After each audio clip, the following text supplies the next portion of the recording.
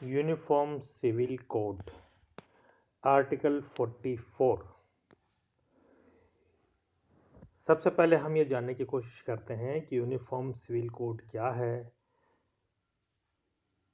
ये uniform civil code इतना ज़्यादा प्रचलित शब्द क्यों है, भारत में पर्सनल लॉ क्या होते हैं, समान नागरिक संहिता स्वैच्छिक और एक समावेशी दृष्टिकोण का महत्व क्या है और इनसे जुड़ी हुई अनेक चुनौतियाँ, कानूनी पहलू, मानवीय स्वभाव।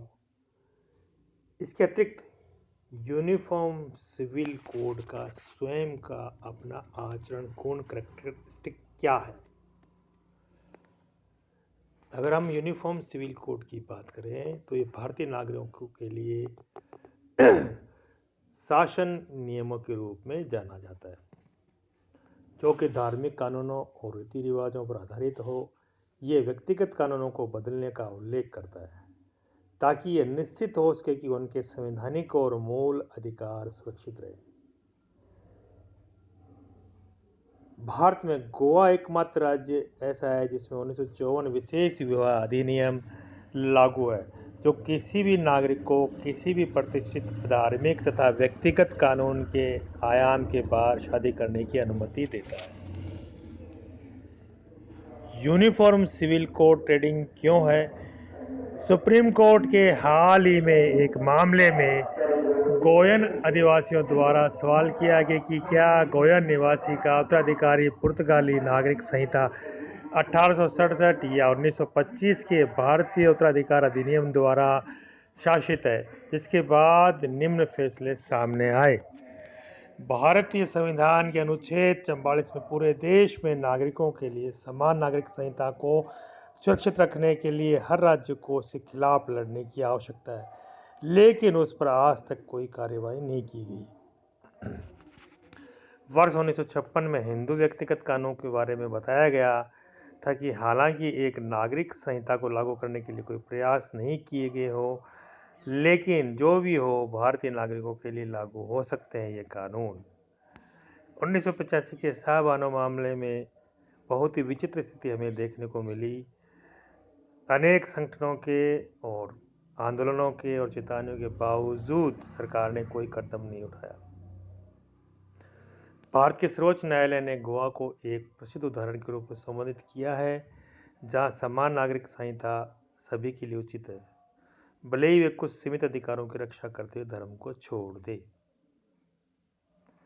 भारत में पर्सनल लॉ की स्थिति क्या है? ये विरासत, तलाक, विवाह जैसे विषय समवर्ती सूची के अंतर्गत आते हैं, लेकिन अब इन पर स्पेशल ट्रिपल तलाक कानून भारतीय सरकार द्वारा बना दिया गया है। हिंदू व्यक्तिगत कानूनों को वैधानिक अधिनियमों द्वारा आधुनिक धर्मनिरपेक्ष बनाया गया है। तो 1956 में संसद ने हिंदू पर्सनल लॉ कानून को संक्षेप में प्रस्तुत किया, जो सिखों, जैनों और बौद्धों के लिए लागू है। इसे 4 भागों में विभाजित किया गया है। हिंदू अधिनियम 1955, the Hindu section act 1956, Hindu अल्पसंख्यक संरक्षकता अधिनियम 1956, the Hindu adoption and maintenance act 1956। जबकि मुस्लिम व्यक्तिगत कानून अभी भी अपने दृष्टिकोण विषय में अनमोल और पारंपरिक बने हुए हैं, जिनमें अब बदलाव निरंतर भारतीय संसद द्वारा किया जा रहा है। भारतीय मुसलमानों को पर्सनल लॉ 1937 के शर्तिया कानून द्वारा दिए गए हैं या प्रदान किए गए हैं। शरिया यह स्पष्ट रूप से निर्दिष्ट करता है कि किसी भी समय परिवार किसी भी विवाद का सामना करता है तो राज्य हस्तक्षेप नहीं करेगा। एक धार्मिक प्राधिकरण हदीस और कुरान अपनी व्याख्या के आधार पर निर्णय पारित करेगा, लेकिन इसमें अब काफी बदलाव निरंतर किए जा रहे हैं। समान नागरिक संहिता स्वैच्छिक एक समावेशी दृष्टिकोण को महत्व देता है। कई व्यक्तिगत कानून हैं जो सांप्रदायिकता को बढ़ावा देते हैं और अंततः दो स्तरों को भेदभाव की ओर ले जाते हैं। पहला, विभिन्न धर्मों के लोगों के बीच भेदभाव, और दूसरा, दो लिंगों के बीच यानी मेल और फीमेल के बीच कानून को लेकर के भेदभाव। यूनिफॉर्म सिविल कोड महिलाओं को उनके द्वारा बनाए गए धर्म की परवाह किए बिना रख रखाव, शादी, तलाक, विरासत के अधिकार, बच्चों की कस्टडी, गोद लेने संबंधी कानूनों की अदालतों में समानता और न्याय अधिकार देगा। भारतीय संसद ने पहली बार सर्वोच्च न्यायालय में साहबानो मामले के बाद 1985 में यूनिफॉर्म सिविल कोड को फ्रेम करने का निर्देश दिया, लेकिन यह अपने मुकाम पर नहीं पहुंचा।